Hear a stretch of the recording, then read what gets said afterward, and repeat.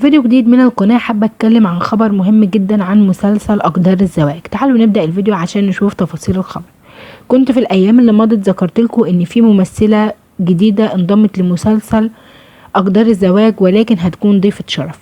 ممثلة بوليود الشهيرة كاجول انضمت إلى مسلسل أقدار الزواج. هتقدم كاجول لباراتشي بعض الدعم العاطفي، وهتجعلها تعتقد بأن كل شيء هيكون على ما يرام حتى لا تشعر باليأس. هيؤدي دخول كاجول ودعمها إلى جعل باراتشي قوية مرة أخرى، وهيحدث تحولا دراماتيكيا في الحكاية.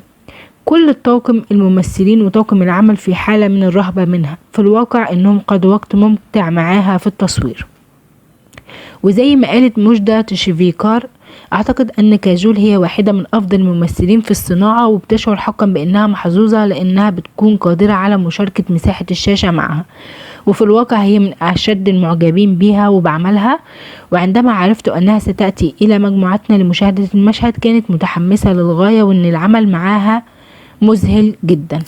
هل تتوقعوا ان شخصية كاجول ممكن تكون الداعم لباراتشي في انها تساعدها في كشف حقيقة ريا وعالية وكشف اللي هم عملوه ولا لا؟ ياريت تعرفوني رأيكم، خاصة ان في اخر حلقة اتعرضت في الهند في مسلسل اقدار الزواج. طبعا شفنا رامبير استفاق واستعاد وعيه، ولكن بلافي عارفة ان الحادثة اللي تعرض ليها رامبير ان في عصابة كانت بتطلق الرصاص على بعض، ورامبير انصاب اثناءها.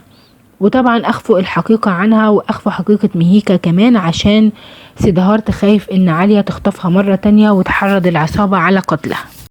طبعا في الحلقات اللي جاية هنزلها لكم اول باول، اول ما تنزل الكواليس واول ما تنزل الاحداث الجديدة هعرفها لكم. وبكده اكون وصلت للنهاية، واشكركم على المتابعة.